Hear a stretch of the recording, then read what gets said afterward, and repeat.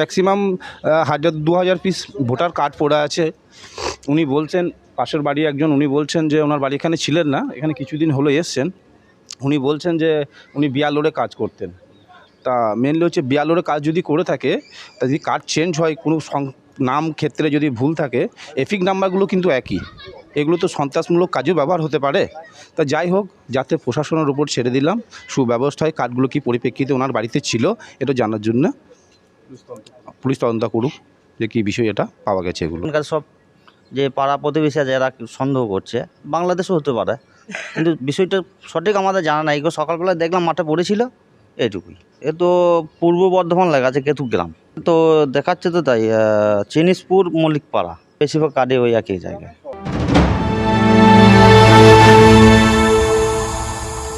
গত যে September October মাস থেকে ইলেকশন কমিশনের অনুযায়ী নিয়ম অনুযায়ী ওনারা যেটা করলেন যে পার্টের কর্মী থাকবেন এবং সেই পার্টেই যিনি বাসিন্দা হবে সেই পার্টেই উনি বিএলও কাজ করবেন। সেই অনুযায়ী আমার ছিল 33 পার্টের কাজ, আমি বাসিন্দা ছিলাম 34 পার্টে।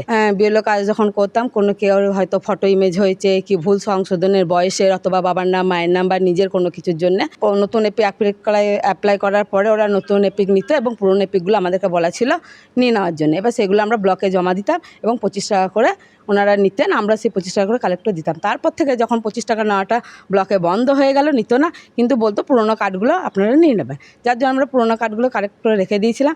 এতদিন আমার কাছেই ছিল।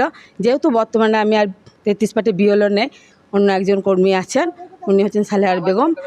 যার জন্য কার্ডগুলো আমার কাছেই ছিল, হয়তো কোনো রকম ভরাই ছিল, বের করে দিয়েছে, এখন ওটা পড়ে রয়েছে, কি আর বলবো। না, আগে জমা অফিসেই হতো, 25 টাকা করে ওনারা নিতেন, তখন আমাদেরকে কার্ড গুনে নিতেন কতগুলো পিক দিলেন, 8 নাম্বার ফর্মে সংশোধনে যতগুলো দিতেন ওনারা সেই অনুযায়ী রসিদ দিতেন। পুরোনো কার্ডগুলো কালেক্ট করতাম, রসিদ সমেত যতগুলো দিতেন তার সাথে মিলিয়ে দিয়ে আমরা জমা দিয়ে দিতাম। শুনলেন অঙ্গনওয়াড়ি কর্মী, তিনি দাবি করছেন যে কার্ডগুলিতে ভুল ছিল, সেই ভুল সংশোধনের জন্য তার কাছে এত সংখ্যক এই ভোটার কার্ড ছিল। অন্যদিকে স্থানীয় বাসিন্দারা তারা চাইছেন পুলিশ তদন্ত করে সত্য উদ্ঘাটন করুন।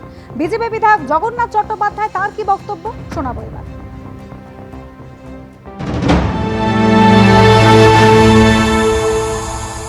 যেভাবে কেতুগ্রাম বিধানসভার গুচ্ছ গুচ্ছ ভোটার কার্ড কীর্ণাহারে পাওয়া যাচ্ছে, নানুর বিধানসভায় পাওয়া যাচ্ছে, সেটা কিন্তু খুব উদ্বেগের এবং চিন্তার। শোনা যাচ্ছে যে নাকি বিএলও বলছেন যে তার কাছে থেকে গিয়েছে, তার মানে তো কয়েকশো ভোটার ওই বুথের বঞ্চিত হয়েছেন। এই বিএলওরা যারা তৃণমূলের চাপে কাজ করেছে এবং তৃণমূলের ষড়যন্ত্রের শিকার হয়ে এইভাবে প্রকৃত ভোটারদের বঞ্চিত করেছে, তাদের বিরুদ্ধে কমিশন ব্যবস্থা নেবে। আমরা কমিশনের কাছে সেই দাবি জানাবো। নিশ্চিতভাবে দেখতে হবে যে কেন এভাবে গুচ্ছ গুচ্ছ ভোটার কার্ড উদ্ধার হলো এবং ফেক এন্ট্রি হয়েছিল কিনা, তারই রহস্য তো উন্মোচন করতে হবে। এবং আমরা নির্বাচন কমিশনকে বলবো যে তারা যেন এটার তদন্ত করে এই কার্ডগুলি কোথা থেকে এলো, কিভাবে এলো, কার কাছে থাকার কথা, ফেক এন্ট্রি হয়েছিল কিনা, অন্য কোথাও জমা ছিল কিনা, সেটা দেখুক এবং ব্যবস্থা নিক। প্রয়োজনে সরকারি আধিকারিকদের বিরুদ্ধেও ব্যবস্থা নিতে হবে। এবার বীরভূমে কীর্ণাহারের ছবি দেখায়, এভাবেই মাঠে পড়ে রয়েছে শখানেক অন্তত ভোটার কার্ড। পশ্চিম পাড়ার মাঠে উদ্ধার হয়েছে 100রও বেশি ভোটার কার্ড।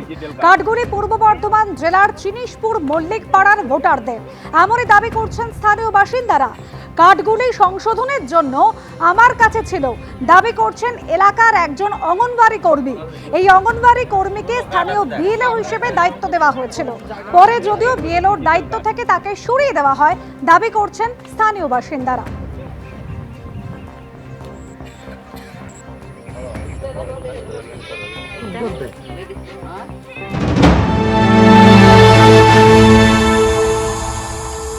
এবিপি আনন্দ, এগিয়ে থাকে, এগিয়ে রাখে।